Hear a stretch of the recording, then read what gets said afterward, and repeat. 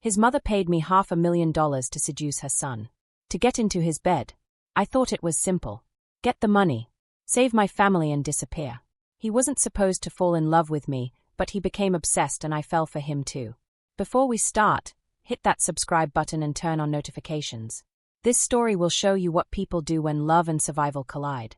Now, here's what happened when Shay met the billionaire's mother. The hospital corridor smelled like disinfectant and desperation. Shay had been awake for 72 hours straight. Her hands shook as she stared at two pieces of paper. Surgery estimate, $147,680. Bail amount, $200,000. Total required to keep her family alive, more money than she'd see in 5 years. 48 hours earlier, everything had been fine. Not good, but fine. Her father worked as an accountant downtown. Her mother volunteered at the library. Shay worked 2 jobs and took night classes. Then the police came at dawn. She still couldn't piece it together. The pounding on the door. Her father's confused face as they read him rights. Words like embezzlement and fraud and evidence that appeared out of nowhere. They dragged him out in handcuffs while neighbors watched, phones out, already deciding he was guilty. Her mother collapsed 6 hours later. Just dropped in the kitchen, clutching her chest. The ER doctor said her heart was giving out from the shock. Without surgery within the week, she wouldn't survive the month. Shay spent 2 days living in a nightmare with no exit. Every lawyer wanted money she didn't have. Every bank refused her. She sold everything she owned and scraped together $8,000. $8,000 against $347,000. She'd even gone to one of those predatory loan places on 5th Street. They laughed at her. Actually laughed.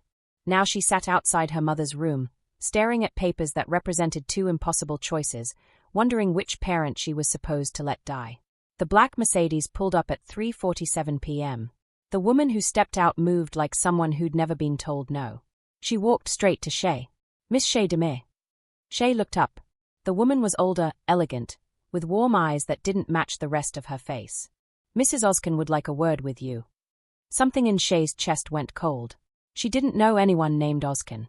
"I think you have the wrong person." The woman smiled. "Your father is David DeMay, currently held at county jail on embezzlement charges. Your mother is Susan DeMay, admitted here 3 days ago with cardiac failure. You dropped out of university 2 years ago.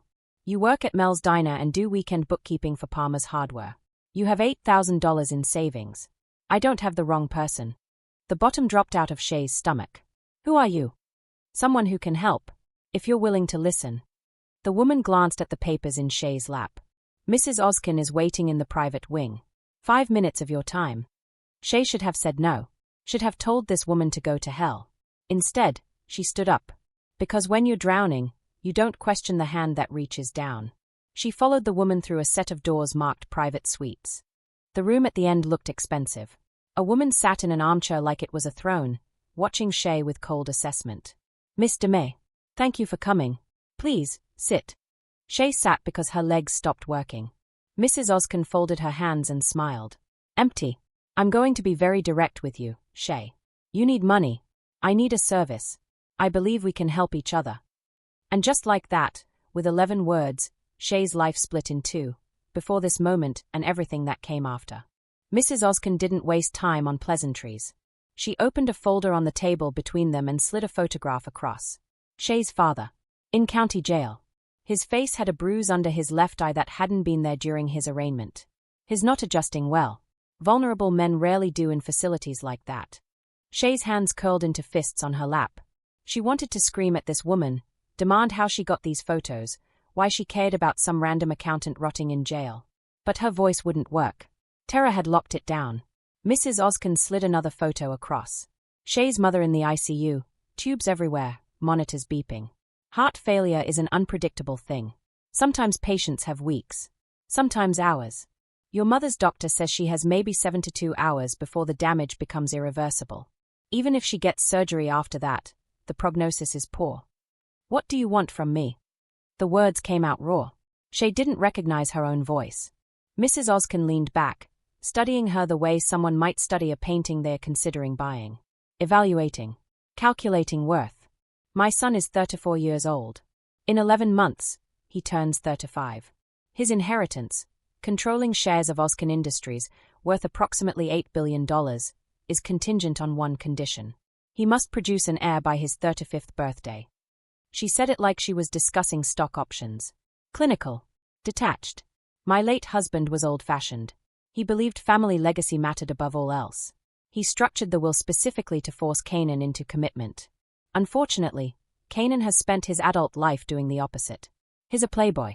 Women come and go like seasons. None of them last more than a few weeks. Shay's brain struggled to process what she was hearing. Billions of dollars. Inheritances. Heirs. This woman was talking about things so far removed from Shay's reality they might as well be fiction. I've tried arranging suitable marriages. He refuses. I've introduced him to appropriate women from good families. He sleeps with them once and never calls again. Time is running out, and my son is too arrogant to see what he's about to lose. Mrs. Ozkan's smile didn't reach her eyes. So I'm taking matters into my own hands. Shay's stomach turned over. She knew where this was going. Felt it coming like a freight train with no brakes. You want me to sleep with him, get pregnant, give me the heir he refuses to provide himself. The words hung in the air between them. Obscene. Impossible. Shay stood up. Her chair scraped against the floor. You're insane. I'm leaving. Your mother's surgery is scheduled for Monday morning. That's 4 days from now. The hospital requires 50% payment up front. That's $73,840. Do you have it? Shay froze halfway to the door. Your father's bail hearing is Tuesday. The prosecutor is pushing for no bail given the severity of the charges. If that happens, he stays in county lockup for 6 to 8 months until trial. Men like your father don't survive that long in places like that. Mrs. Ozkan's voice was pleasant. Conversational. Like she was discussing the weather. Sit down, Shay. Let's talk like adults. Shay's legs trembled. She wanted to walk out. Wanted to tell this woman to take her blood money and choke on it. But her mother's face flashed in her mind. The monitors. The tubes. The doctor's grim expression. 72 hours. She's Saturday. Mrs. Ozkan's smile widened. Pleased. Smart girl. Now here's what I'm offering. The moment you agree, I'll have your father's charges dropped. New evidence will surface. Clerical errors. The case will fall apart by Monday morning. Your mother's surgery will be paid in full. I'll also cover her recovery expenses and any follow-up care she needs. She slid a piece of paper across the table. Numbers typed in neat rows. When pregnancy is confirmed, you'll receive $500,000. When the baby is born, another $2 million. That's $2.5 million total for approximately 10 months of your time. Shay stared at the numbers. They looked fake. Monopoly money. What happens after the baby is born? You disappear. New identity if you prefer. Money to start over anywhere in the world. I'll handle legal custody. You'll sign papers terminating parental rights. Clean break. You want me to sell you a baby. I want you to provide a genetic solution to a legal problem. My son needs an heir. You need resources. It's a transaction. Nothing more. Shay felt bile rising in her throat. This woman was talking about a human life like it was a commodity. A thing to be purchased and transferred like property. Why me? You're beautiful but not threatening. Smart but desperate. You have no connections, no family wealth, nothing that would complicate things later. Most importantly, you're invisible. No one would ever connect you to my son outside of what I arrange. Mrs. Ozkan pulled out her phone and pressed play on a voice recording. A man's voice filled the room. Clinical. Detached. Without immediate intervention, I'd say 72 hours maximum. The cardiac damage is progressing faster than we anticipated. If we don't get her into surgery by Monday morning, we're looking at permanent damage even if we operate later. I'm sorry, but her window is closing. Shay's vision blurred. She pressed her hands against her eyes, trying to stop the tears, trying to think through the panic. Her mother was dying.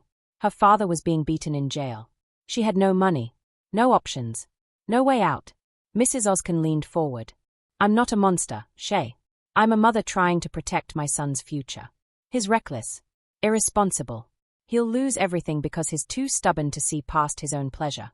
I won't let that happen. This way, everyone gets what they need. Except the baby. The baby gets wealth, education, opportunity. Everything my family can provide. Is that really worse than what you could offer? Working 2 jobs. Struggling to pay rent. Be honest with yourself. The words hit like a slap. Because they were true. Shay could barely take care of herself. What could she give a child? Poverty. Stress. The same cycle she'd grown up in. Mrs. Ozkan stood, smoothing her skirt. You have 48 hours to decide. After that, I find someone else. Someone who'll be smart enough to see the opportunity I'm offering. She placed a card on the table. Heavy cardstock. Embossed lettering. This is an invitation to a charity gala tomorrow night. Canan will be there. I've arranged for you to attend. Consider it a preview. See him for yourself. Then decide if you can do what needs to be done. She walked to the door, paused. Your mother has 72 hours, Shay. Don't waste them on pride. Then she was gone. Shay sat alone in the expensive room, staring at the card in her shaking hands. The weight of it felt obscene, like holding a loaded gun. She thought about her mother's smile, her father's laugh, the life they'd tried to build despite everything. She thought about what this woman was asking her to do. To sell her body, to create a life and walk away from it, to become exactly the kind of person she'd always promised herself she'd never be. The bathroom was down the hall. She barely made it before throwing up. Afterwards, she sat on the cold tile floor, back against the wall, holding that card. 48 hours. Her phone buzzed. A text from the hospital. Her mother's vitals were dropping. They were moving her to intensive monitoring. Shay closed her eyes and made a choice that would haunt her forever. The package arrived at Shay's apartment the next morning. No return address. Just a sleek black box with her name written in elegant script across the top. Inside was a dress. Deep emerald green, silk that moved like water. Heels that probably cost more than her rent. Jewelry in a velvet pouch. And a note on heavy cardstock. Look the part. Peninsula Hotel, Grand Ballroom, 8 p.m. He'll be there. Don't disappoint me. Shay held the dress up against her body. It would fit perfectly. The neckline would show her cleavage. The fabric would hug her waist and flare over her hips. It was designed to showcase curves. To put her body on display. Mrs. Ozkan had chosen her for this. For her shape. Busty. Curved. The figure-8 silhouette that apparently Canan Ozkan preferred in his women. She felt sick. But she put the dress on anyway. The Peninsula Hotel was the kind of place Shay had only seen in magazines. Marble floors. Crystal chandeliers. Women dripping in diamonds. Men in custom suits that cost more than her parents made in 6 months. She didn't belong here. The ballroom doors were guarded by staff in crisp uniforms.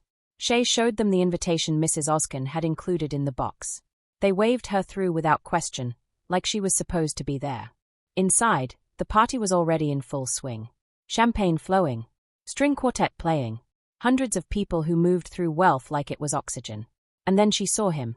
Canan Ozkan stood near the bar, surrounded by people vying for his attention. He was taller than she expected. Broader. The kind of presence that made everyone else fade into background noise. Dark hair. Sharp jaw. The bored expression of someone who'd seen everything and wasn't impressed by any of it. Women orbited around him like planets around the sun. Laughing too loud at things he said. Touching his arm. Leaning in close. He looked like he wanted to be anywhere else. Shay's feet wouldn't move. She stood frozen near the entrance, dress suddenly feeling too tight, heels too high, makeup too heavy. This was insane. She couldn't do this. Couldn't walk up to a billionaire and seduce him like some kind of. Her phone buzzed. Text from unknown number. Your mother's surgery is Monday 8 a.m. Don't waste this opportunity. The reminder hit like ice water. Her mother. Dying. 72 hours left before the window closed. Shay took one step toward the bar. Then another. Then her nerve broke completely. She turned and walked toward the exit. Fast. Before anyone noticed. Before she had to go through with this nightmare. The hallway outside the ballroom was quieter. Cooler. She pressed her back against the wall and tried to breathe through the panic clawing up her throat. Are you all right? The voice came from her left. Deep. Concerned. Shay's head snapped up. Canan Ozkan stood 3 feet away, hands in his pockets, studying her with dark eyes that missed nothing. Her brain short-circuited. He'd followed her. Why had he followed her? I'm fine. You don't look fine. You look like you're about to pass out. He moved closer, pulling a champagne flute from a passing waiter's tray.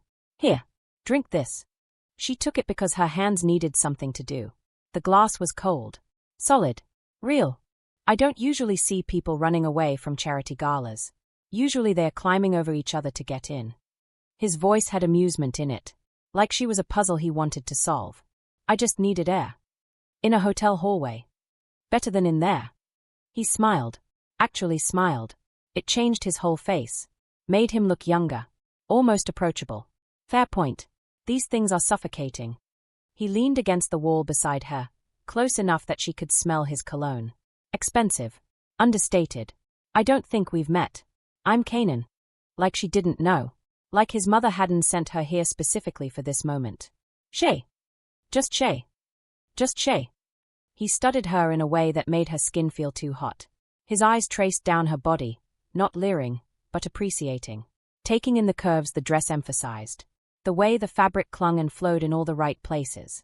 What do you do, just Shay? The lie came easier than expected.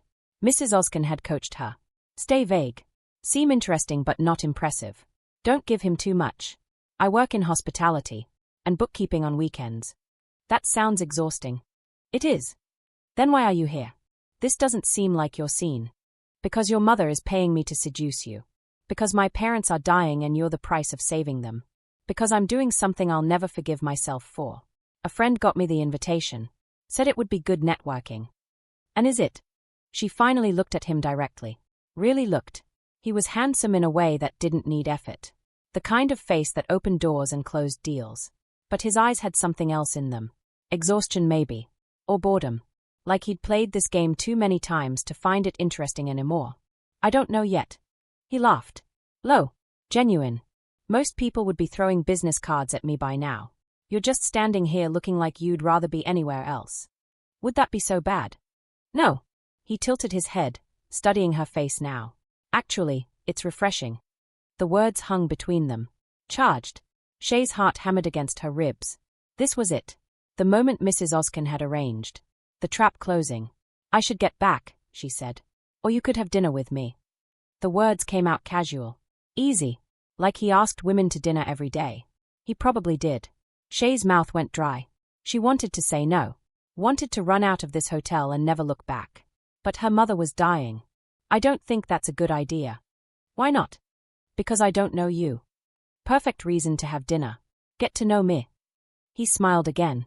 That devastating smile that probably got him whatever he wanted. Shay hesitated. Let the silence stretch. Let him think she was considering it when really she was fighting the urge to vomit. Maybe. His smile widened. Like he'd just won something. Maybe means yes. Friday night. I'll send a car. I didn't say. You didn't say no. He pushed off the wall, straightening. Give me your number. She did. Hated herself for it. Watched him program it into his phone like this was normal. Like she wasn't being paid to stand here. I'll call you, Shay. Then he walked back into the ballroom, leaving her alone in the hallway with her racing heart and the sick knowledge that she'd just taken the first step into hell. The bus ride home took 40 minutes. Shay sat in the back, still wearing the expensive dress, feeling every passenger's eyes on her. A girl in designer clothes on public transit. Nothing about it made sense. She texted the hospital. How is she? Stable for now. Vitals holding. Monitoring closely. The response should have been comforting. Instead it just reminded her what was at stake. Stable wasn't saved. Holding wasn't healed. Her apartment felt smaller when she got home. Dirtier. The contrast between the Peninsula Hotel and this cramped studio was brutal. She peeled off the dress and hung it carefully. Removed the jewelry. Washed off the makeup. Stared at herself in the bathroom mirror and didn't recognize the girl staring back. Her phone rang at midnight. Unknown number. She almost didn't answer. Almost let it go to voicemail. But some terrible instinct made her pick up. Shay. Canan's voice. Rougher than it had been at the gala. Intimate in a way that made her stomach flip. How did you get this number? You gave it to me. Remember? Right. She had. It's midnight. I know. I can't stop thinking about you. The words should have sounded like a line. They probably were a line. But his voice made them feel real. You don't know me. I want to. Dinner's too far away. Have breakfast with me. Tomorrow. My place. My place. Not a restaurant.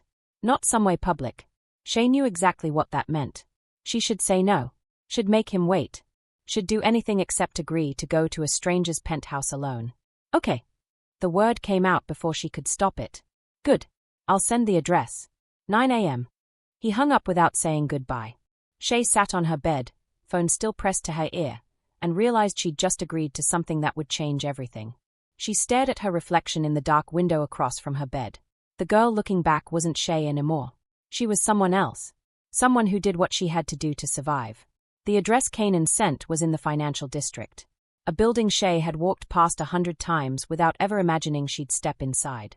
Glass and steel reaching toward the sky. The kind of place where doormen wore uniforms and knew everyone's name. She stood outside for 10 minutes, phone in hand, finger hovering over his contact. She could cancel. Say she was sick. Run before this went any further. But her mother's face flashed in her mind. The monitors. The tubes. She walked inside. The doorman barely glanced at her before waving her toward the elevator. Like he'd been told to expect her. Like Canan brought women here all the time. He probably did. The elevator opened directly into his penthouse. No hallway. No other apartments. Just his door. His space. Private and isolated. Canan stood by the floor-to-ceiling windows, coffee cup in hand, dressed in dark jeans and a white shirt rolled up at the sleeves. Casual. Comfortable. He looked different than he had at the gala. More real somehow. You came. He sounded surprised. Like part of him hadn't believed she would. You invited me. I did. But you looked like you wanted to run last night. Because I did. Because I still do. I'm here. He smiled and set his coffee down. Are you hungry? I had breakfast brought up. The table behind him was set with enough food for 4 people. Pastries, fruit, eggs, juice. Like he wasn't sure what she'd want, so he ordered everything. I'm not really hungry. Nervous. Should I be? He moved closer. Not touching her, but close enough that she had to tilt her head back to meet his eyes. He was taller than she'd realized. Broader. The kind of presence that filled a room without trying. No, you shouldn't be nervous. His voice dropped lower. But you are anyway. Her heart hammered. She wanted to step back, create distance, but her feet wouldn't move. I don't usually do this. Do what? Go to strange men's apartments for breakfast. I'm not strange. We met last night. That makes us practically old friends. The joke should have eased the tension. Instead, it made everything feel more surreal. His hand came up slowly, giving her time to move away. His fingers brushed her jaw, tilting her face toward the light from the windows. You're beautiful. You know that. The words sounded like a line. Smooth. Practiced. Something he'd said to a dozen women before her. But the way he looked at her didn't feel practiced. It felt hungry. I should go. You just got here. This was a mistake. Was it? His thumb traced along her lower lip. The touch was gentle. Barely there. But it sent heat rushing through her entire body. She hated how her breath caught. Hated how her skin flushed. Hated that some traitorous part of her body was responding to him exactly the way Mrs. Ozkan had planned. Canan. Say it again. What? My name. Say it again. She shouldn't. Should pull away. Should remember this was a transaction, not real, just a job her body had been bought to do. Canan. He kissed her. Slow at first. Testing. His hand cradled the back of her head while his mouth moved against hers with practiced confidence. This was a man who knew how to kiss. Who'd done this enough times to know exactly what worked. Shay's hands came up to his chest, intending to push him away. Instead, her fingers curled into his shirt. He made a sound low in his throat and deepened the kiss. His other hand slid to her waist, pulling her closer. She could feel the heat of him through her clothes. Could feel the controlled strength in the way he held her. Her body betrayed her completely. Melted into him. Responded in ways she couldn't control or hide. When he pulled back, they were both breathing harder. Still want to leave? She should say yes. Should walk out while she still could. No. The word came out barely above a whisper. His smile was slow. Satisfied. Like he'd known all along what her answer would be. Good. He kissed her again. Deeper this time. More demanding. His hands mapped her body through her clothes, exploring every curve with deliberate slowness. When his palms cupped her waist and slid down to her hips, he made a sound of pure appreciation. God, your body. His hands traced the dip of her waist, the flare of her hips, like he was discovering something he'd been searching for. She felt exposed. Objectified. But her body responded anyway, arching into his touch despite every thought screaming at her to stop. His mouth moved to her neck. His hands found skin beneath her shirt, warm palms against her bare stomach, traveling upward. Shay's mind screamed at her to stop, to think, to remember why she was really here. But her body had other ideas. It trembled under his touch. Made sounds she didn't recognize when his fingers traced patterns on her skin. He walked her backward toward the bedroom. She went, hating herself. hating how much her body wanted this. The bed was massive. The kind of bed designed for exactly this. How many women had he brought here? How many had stood exactly where she was standing? We don't have to do this. He said it while pulling her shirt over her head, like the words were an obligation, not a real offer. I know. Her voice came out shaky. Her hands stayed at her sides, uncertain, while he undressed her with practiced efficiency. Then himself. She didn't touch him. Couldn't make herself be the one to reach out first. They fell into bed together. His mouth everywhere. His hands knowing exactly where to touch, how much pressure, what made her gasp. Shay had been with men before. Not many, but enough to know the mechanics. This wasn't mechanics. This was something else entirely. Canan touched her like he was memorizing her. Like every curve mattered. Like her body was something worth savoring rather than just using. When he finally moved over her, his eyes locked on hers. Look at me. She did. Couldn't look away even as her body took him in, adjusted, trembled with the overwhelming sensation of it. Don't close your eyes. I want to see you. It was too intimate. Too real. This was supposed to be transactional. A job. Get pregnant and disappear. But the way he looked at her made it feel like something else entirely. Her body responded in ways she couldn't fake. The heat building, the tension coiling tighter, the desperate need for more. He knew exactly what he was doing. Exactly how to move, where to touch, when to go slow and when to go hard. She came apart beneath him with a cry she couldn't suppress. Her nails dug into his shoulders. Her body arched. Everything went white. He followed moments later, his face buried in her neck, his body shuddering against hers. Afterwards, they lay tangled together, both breathing hard, neither speaking. Shay's mind slowly came back online. Reality crashed down. She'd just slept with him. Mission accomplished. First step complete. She felt dirty. But when Canan's arm tightened around her waist, pulling her closer, some terrible part of her didn't want to move. Stay, he murmured against her hair. Already half asleep. She should leave. Get dressed. Put distance between them before this got more complicated. Instead she closed her eyes and let herself have this moment.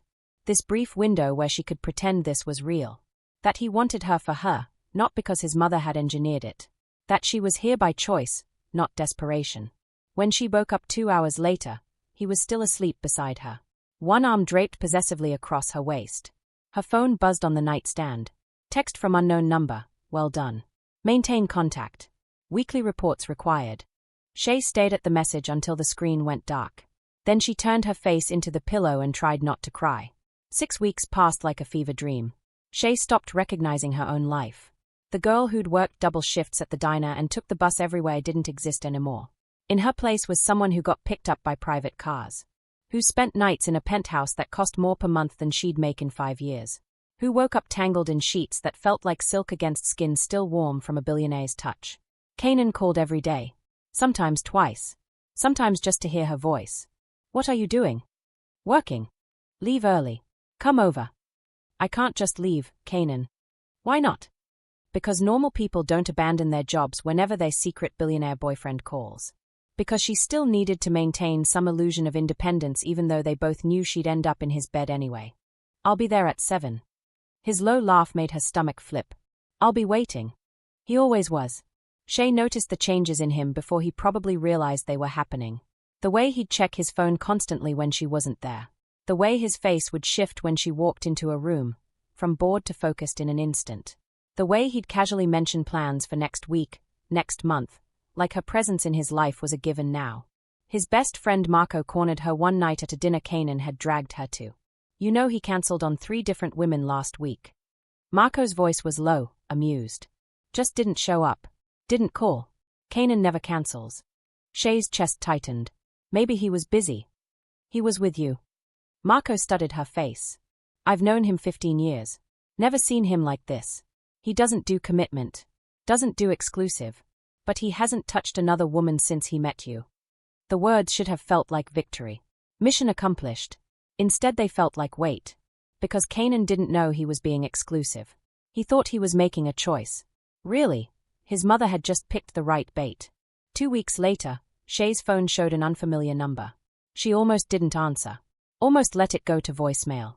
Miss DeMay, it's time for your progress report. Mrs. Ozkan's voice. Cold. Clinical. I'm at work. Then take a break. I'll be at the usual place in 20 minutes. The line went dead. The usual place was a private room at an upscale tea house downtown. The kind of place where conversations stayed private and nobody asked questions. Mrs. Ozkan sat with perfect posture, tea untouched in front of her. Sit. Shay Saturday. You've done well. My son is appropriately attached. He's stopped his usual behaviors.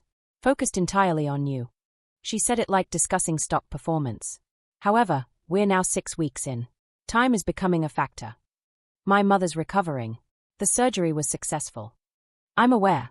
I received daily updates from her medical team. Of course she did. Your father's case is progressing. New evidence is being introduced gradually. He should be released within the month. Should be. Not will be. The unspoken threat hung between them. But we need pregnancy confirmed within 8 weeks. Preferably sooner. My son's 35th birthday is in 9 months. We need buffer time for complications. Shay's hands clenched in her lap. These things take time. Then I suggest you make the time count. Mrs. Ozkan's smile was ice. And Miss Demir, I hope you're remembering our agreement. No feelings. No attachment. You deliver the heir, you take your payment, you disappear. Don't complicate this by falling in love. Too late. The thought crashed through her unbidden. Unwanted. True. I understand. Do you? Because my son is making comments about introducing you to people. About plans. If he becomes too attached before the pregnancy is confirmed, it complicates the exit strategy. I'm handling it. See that you do. 8 weeks, Miss DeMay. Don't waste them. Shay went home and threw up. Then she went to Canan's penthouse because he'd texted her 3 times asking where she was. He opened the door in jeans and nothing else, hair wet from a shower, looking at her like she was water and he'd been lost in the desert. You're late. Sorry. He pulled her inside and kissed her before the door fully closed. His hands immediately found her waist, her hips, the curves he never seemed to tire of touching. They ended up in bed. Again. Like they always did. Afterwards, lying tangled together, Canan's fingers traced patterns on her bare shoulder. Stay the night. I have work in the morning. Call in sick. Canan. I'll make it worth your while. His voice dropped to that low register that made her stomach tighten. Stay. She should say no. Should maintain boundaries. Should remember this was temporary. Okay. He smiled against her neck. Satisfied. They fell asleep like that. His arm around her waist. Her back pressed to his chest. Connected. Shay woke up at 3 a.m. with Canan still wrapped around her and thought, I'm in love with him. The realization was quiet. Devastating. She loved the way he remembered she didn't like tomatoes. The way he'd pull her into his lap while watching TV. The way he looked at her sometimes like she was the only person in the room that mattered. She loved him. And she was going to destroy him. The pregnancy tests came in an unmarked box from Amazon. She'd ordered them 3 days ago. Hidden them under her bathroom sink. Avoided looking at them. Now she sat on the cold tile floor of her apartment bathroom at 2 in the morning, staring at 2 plastic sticks. Both positive. The second line was faint but unmistakable. Pregnant. Mission accomplished. Shay's hands shook as she set the tests down. She should feel relief. Victory. Her mother was alive. Her father would be freed. She'd completed her end of the bargain. Instead she felt like she was drowning. Because she'd broken the cardinal rule. She'd fallen in love with the mark. And now she was carrying his baby, a baby he didn't know was planned, engineered, bought and paid for. Her phone sat on the counter. She should call Mrs. Ozkan. Report the pregnancy. Collect her payment. Instead she sat on the bathroom floor and cried until she couldn't breathe. In 8 months, she'd give birth to Canan's heir. And then she'd have to disappear. Shay made the call from her car. Parked outside a grocery store at 9 p.m., hands shaking, staring at the 2 positive tests on her passenger seat. Mrs. Ozkan answered on the first ring. Miss Demir. I'm pregnant. Silence. Then a breath that might have been satisfaction. How far along? I just took the tests. Maybe 5 or 6 weeks. Get doctor confirmation. Send me the documentation. I'll wire the first payment once it's verified. $500,000. For carrying a baby she'd been paid to create. There's something else. Mrs. Ozkan's voice shifted slightly. Maintain the relationship through 2nd trimester. We need stability before we move to the next phase. Next phase? Like this was a business rollout. How long do I keep this from him? Until I tell you otherwise. The timing needs to be right. A pause. Don't complicate this, Miss DeMay. Stick to the plan. The line went dead. Shay sat in her car until the grocery store closed. Then she drove home and threw up for the third time that day. The morning sickness started 2 days later. Not just mornings. All day. Random waves of nausea that hit without warning. She learned to keep saltines in her purse. Learned to excuse herself from conversations before she threw up. Learned to lie. Canan noticed immediately. You barely ate anything. They were at his penthouse. He'd made dinner, pasta with that sauce she usually loved. The smell made her stomach turn. I'm not that hungry. You love this. I know. She pushed the plate away. Sorry. He studied her across the table. That focused attention that usually made her feel desired now made her feel exposed. Are you sick? No. Just tired. You've been tired a lot lately. Because growing a human is exhausting. Because hiding it from you is killing me. Work's been busy. He didn't look convinced but let it go. She started avoiding him. Small at first. Canceling a date here, leaving early there. But it added up. 3 times in 1 week she made excuses not to see him.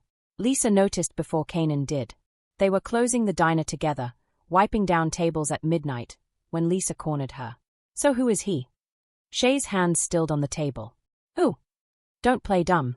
The guy who picks you up in the Mercedes. The one you're always texting. Just someone I'm seeing. Just someone. Lisa laughed. I looked him up, Shay. Canan Ozkan. Billionaire CEO. And you're acting like it's nothing. Shay's stomach dropped. You looked him up. Of course I did. Jesus, Shay. Do you know how lucky you are? Lucky. Right. It's not that serious. Then you're an idiot. Lisa's voice went sharp. Guys like him don't wait around. If you don't want him, someone else will. The words felt like a warning. 2 days later, Shay made the mistake of Googling Canan's name. The first result was a gossip site from 6 months ago. Photos of him with different women. A new one every week. The headline, NYC's most eligible bachelor shows no signs of settling down. She scrolled through the photos. Blondes. Brunettes. Redheads. All stunning. All temporary. That used to be him. Before her. What happened when he found out she was temporary too? The pregnancy test box was her mistake. She'd thrown it in the bathroom trash without thinking. Canan had stayed over unexpectedly. She'd been in the shower when he went to throw something away. When she came out, he was standing in the bedroom holding the empty box. Her heart stopped. Shay. His voice was careful. Controlled.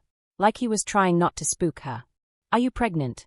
The question hung in the air between them. She saw hope in his face. And fear.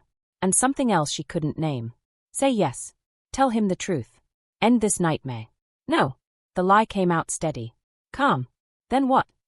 My friend Lisa. She was here yesterday. Having a scare. I let her use my bathroom. He studied her face for what felt like an eternity. Looking for cracks in the story. She held his gaze. Didn't flinch. You're sure? I'm sure. He nodded slowly. Set the box down. The tension in his shoulders eased. Okay. That was it. He believed her. She should have felt relief. Instead she felt sick. Lisa made her move 3 days later. Shay didn't know about it until after. Didn't know Lisa had put on her tightest dress and highest heels and walked into Ozkan Industries like she belonged there. Lisa had done her research. Found out which floor. Timed it for late afternoon when executives were leaving. She accidentally got off on the wrong floor. Looked lost. Played up the confusion when security approached. Then Canan walked past. Lisa had seen photos. But photos didn't capture presence. The way he moved. The way people stepped aside without being asked. Excuse me, I'm looking for. He barely glanced at her. Security will help you. She stepped into his path. Not aggressive. Just present. I think I'm on the wrong floor. He looked at her then. Really looked. She'd dressed for this. Made sure everything was on display. The old Canan, the one from the gossip sites, would have noticed. Would have smiled. Would have suggested a drink to help her find her way. This Canan looked at her like she was furniture. Security is behind you. He walked past without another word. Lisa stood frozen in the hallway, watching him disappear into his office. The dismissal was complete. Absolute. The rumors were true. Canan Ozkan had changed. And it was because of Shay. Rage bloomed hot and bitter in Lisa's chest. Shay didn't even want him.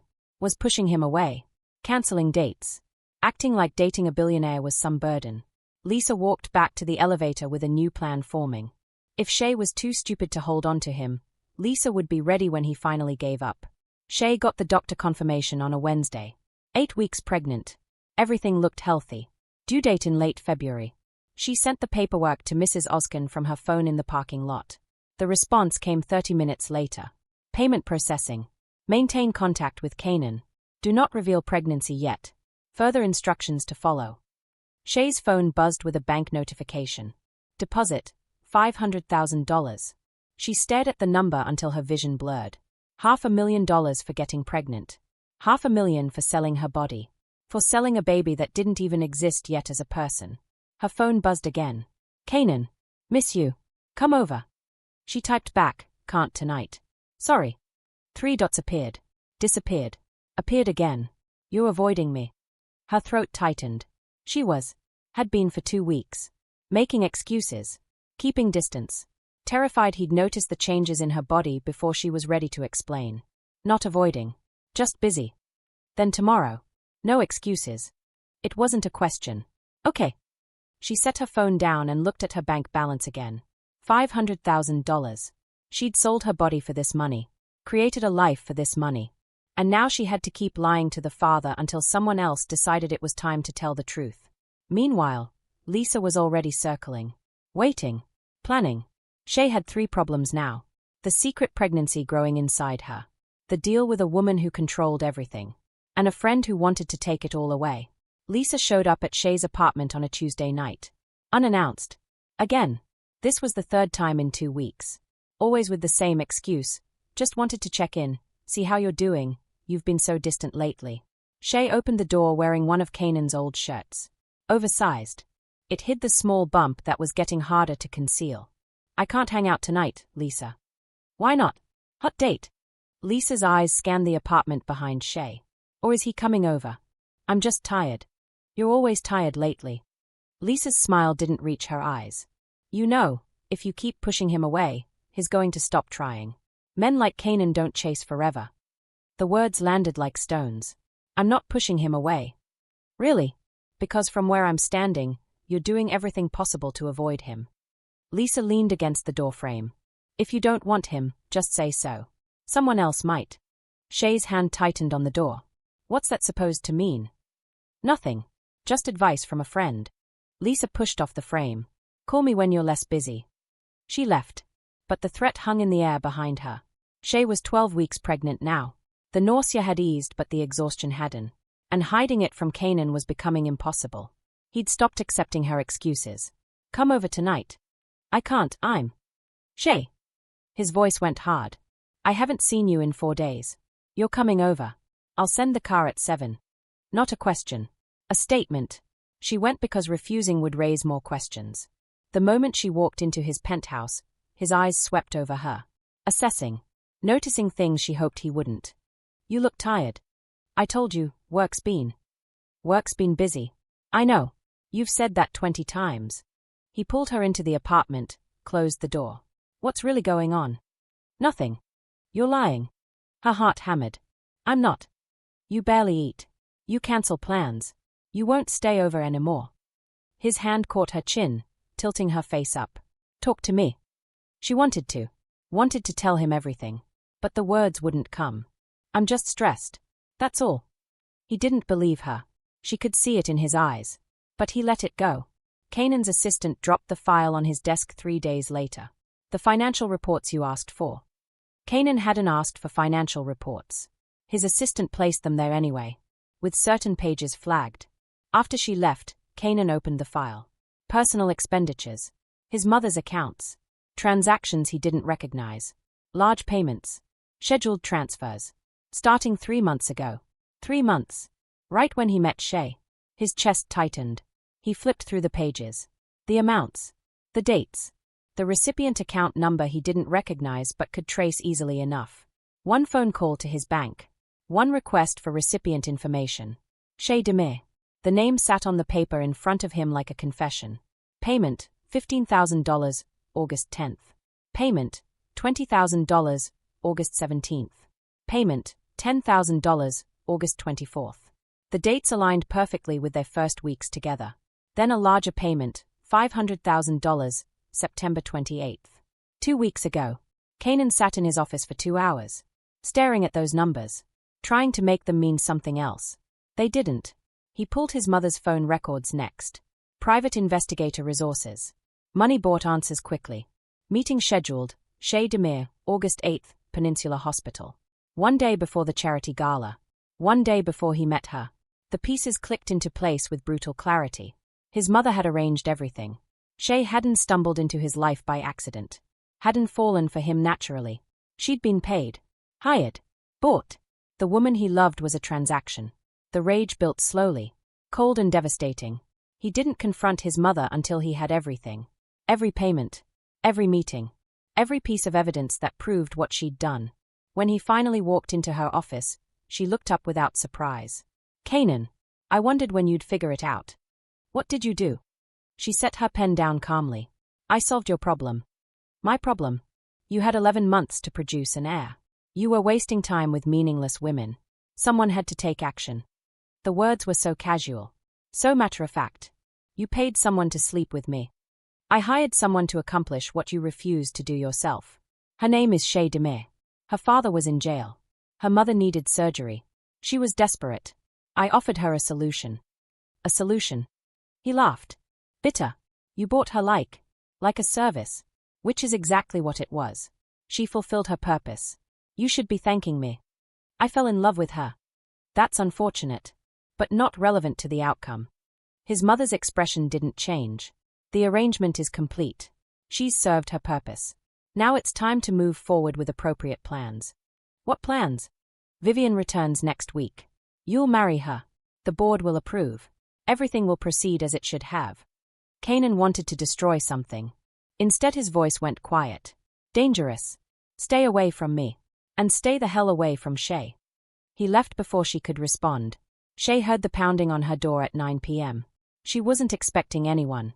Definitely wasn't expecting Canan. But when she opened the door, there he was. Face carved from stone. Eyes burning with something that made her blood run cold. Canan, tell me it's not true. His voice was ice. Controlled fury barely leashed. Her mouth went dry. What? Tell me you weren't paid to sleep with me. Tell me my mother didn't hire you. Tell me everything between us was real. The bottom dropped out of her world. He knew. I can explain. How much? He stepped into her apartment. She backed up. How much did she pay you? It wasn't like that. How much? The words burst out before she could stop them. Enough to save my family. My mother was dying. My father was rotting in jail. I had nothing. So you sold yourself. I did what I had to do. And what about me? His voice cracked. Was ANY of it real? Or was I just a job? Tears burned her eyes. It started as a deal. But I fell in love with you. How convenient. Fall in love after you got paid. Did you practice that line? I'm telling the truth. You don't know what truth is. He pulled out his wallet. Threw bills at her. Hundreds scattered across the floor. Here. Payment for services rendered. Consider us even. The money lay between them like evidence. Canan, please. We're done. Don't contact me again. But I need to tell you something. There's nothing you can say that I want to hear. He turned for the door. She almost told him. Almost said the words. I'm pregnant. It's yours. But he was already gone. The door slammed. Final. Chez stood in her apartment, money scattered at her feet, and felt her world shatter. She didn't pick up the bills. Just sank to the floor and cried until she couldn't breathe. The secret stayed locked inside her. 2 weeks after Canan walked out, Chez disappeared. Not by choice. Mrs. Ozkan's driver showed up at her apartment without warning. 2 men in suits behind him. Mrs. Ozkan requests your presence. Chez was 14 weeks pregnant. Tired. Showing slightly under loose clothes. I'm not going anywhere. That wasn't a request. They didn't force her. Didn't need to. The unspoken threat was clear. Refuse and find out what happens to someone who breaks a contract with a billionaire. She went. The estate was massive. Cold. Designed to remind you how insignificant you were. Mrs. Ozkan waited in a sitting room that cost more than Chez would make in 10 lifetimes. Sit. Chez Saturday. Her hand moved instinctively to her stomach. What did you do to my son? The question came like a slap. What? Canan. What did you do to him? Mrs. Ozkan's voice was ice. He was never supposed to fall in love with you. That wasn't part of the arrangement. I didn't do anything. Don't lie to me. He won't take my calls. Won't come to dinners. Walks around like a ghost. You were supposed to be forgettable. He found out about the deal. He hates me now. Isn't that what you wanted? I wanted him indifferent. Hate means he still cares. She paced. Which means I need to accelerate the timeline. Shay's chest tightened. What timeline? Mrs. Ozkan pulled out her phone. Made a call right there. Vivian? Yes, it's time. Come home. Shay's blood went cold. Into the phone. My son needs to move forward. You've always been perfect for him. We'll discuss everything when you arrive. She hung up. Looked at Shay. Vivian Laurent. Old family friend. Appropriate background. Everything you're not. Who is she? Canan's future wife. Mrs. Ozkan's smile was cruel. You were temporary. She's permanent. Canan won't marry her. He will. Or he'll lose everything. She moved closer. You're a complication, Miss DeMay. And I handle complications. 2 days later, Shay was moved. A house an hour outside the city. Beautiful. Isolated. Surrounded by woods. A prison with good furniture.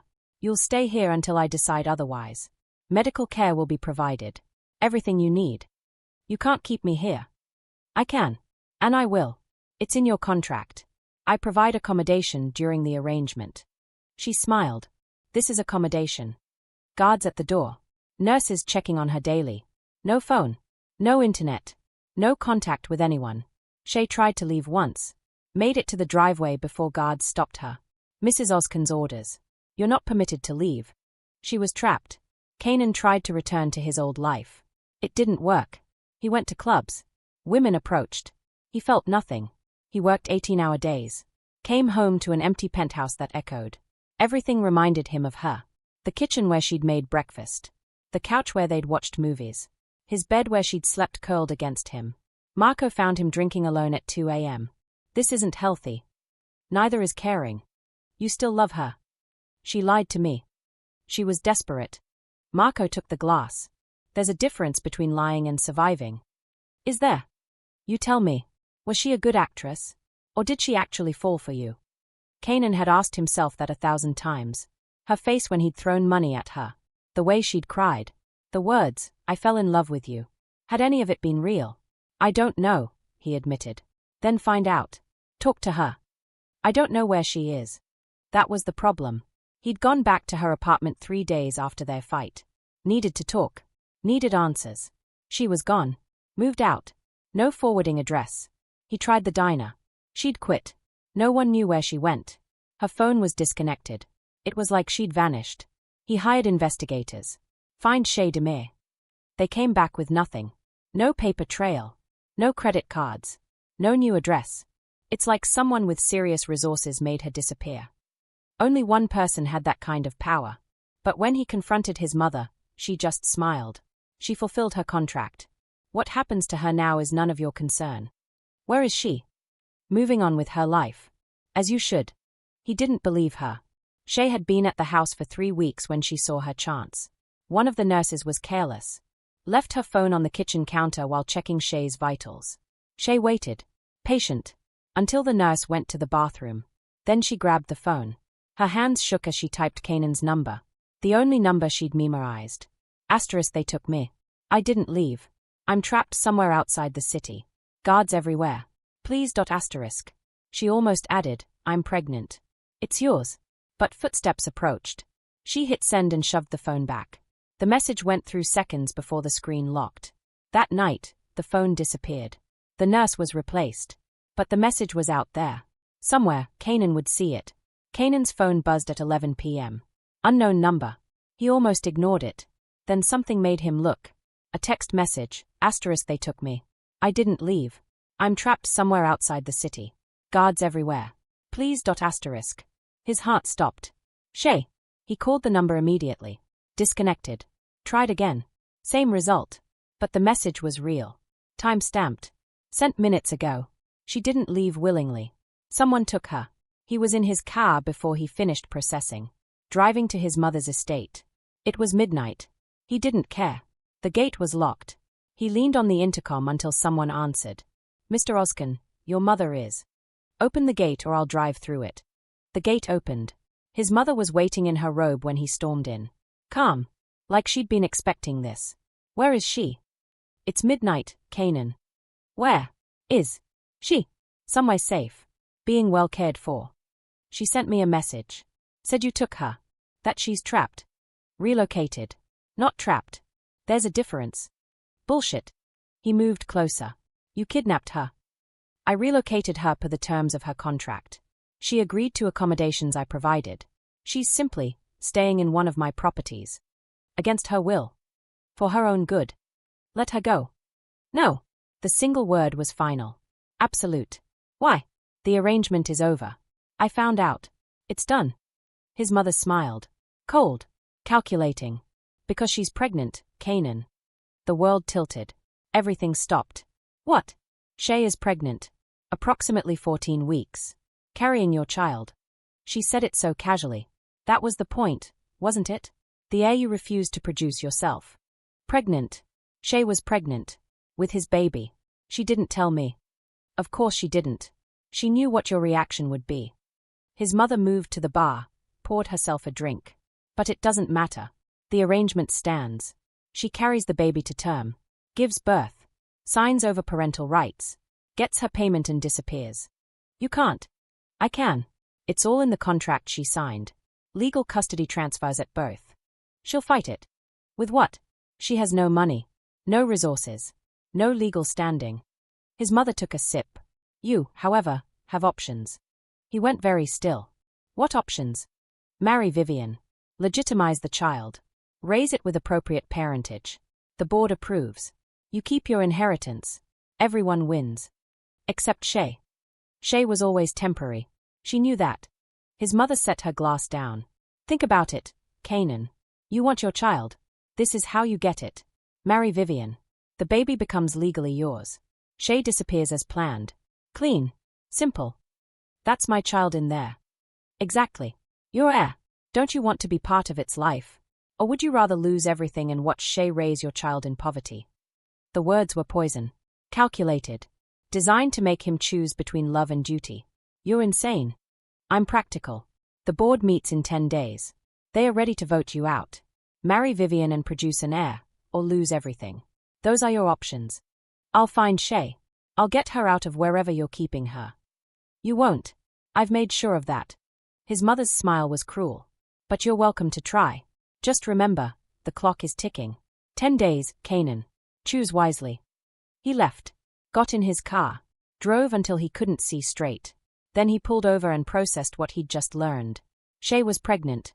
With his baby. And his mother had her locked away somewhere, planning to take the child the moment it was born. Everything changed. This wasn't just about him and Shay anymore. This was about his child. A child who didn't ask to be created this way. Who deserved better than being a pawn in his mother's games. He called Marco. I need help. And I need it now. What happened? Shay's pregnant. My mother has her hidden. And I have 10 days to figure out how to save them both. Marco showed up at Canan's penthouse at 6 a.m. with coffee and a list. 7 properties registered to shell companies your mother controls. All outside the city. All purchased in the last 5 years. Canan grabbed the list. We check every single one. That'll take days. Then we start now. They did. The first property was a vineyard 2 hours north. Beautiful. Expensive. Empty. The second was a lake house. Caretaker said no one had been there in months. The third day, Vivian showed up at Canan's office. He hadn't been there in days. Only came back to grab files. Found her sitting in his chair. Get out. We need to talk. We don't. She stood, smoothed her skirt. Calm. Collected. Your mother told me everything. The arrangement. The girl. The baby. His jaw clenched. Then you know I'm not interested. I know you're in an impossible situation. I'm offering you a solution. I don't want your solution. Don't you? She moved closer. The board meets in 6 days. They are ready to vote you out. But marry me, and everything is solved. You keep the company. The baby becomes legitimate. We raise it together as ours. It's not your baby. It will be. Once the girl signs her rights away as contracted. Vivian's smile was practiced. Perfect. She was always temporary, Canan. I'm permanent. Your mother made sure of that. My mother doesn't control me. Doesn't she? Vivian tilted her head. You're here, aren't you? Searching for a girl who lied to you. Fighting for a company you're about to lose. All because you won't accept reality. The reality is I love her. Love doesn't pay bills. Love doesn't secure legacies. Love doesn't give that baby the life it deserves. She picked up her purse. Think about it. 6 days, Canan. Then the choice is made for you. She left. Canan stood in his office and wanted to break something. The 4th property was a estate in the mountains. Too public. Too exposed. The 5th was empty. On the 6th day, they found it. A house nestled in woods an hour west of the city. Gated. Guarded. Someone was definitely being kept there. Canan's heart hammered as he drove up to the gate. 2 guards stepped forward. Professional. Armed. This is private property. I know. It's mine. Not technically true. But his name carried weight. Open the gate. They hesitated. One spoke into a radio. Canan didn't wait for approval. He got out of the car and walked past them. Sir, you can't. Try to stop me. They didn't. Because stopping Canan Ozkan came with consequences they weren't paid enough to risk.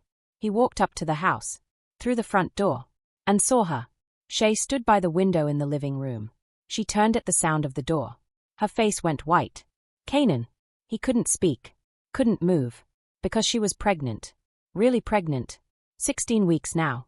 The bump was visible under the loose dress she wore. Real. Undeniable. His baby. How did you find me?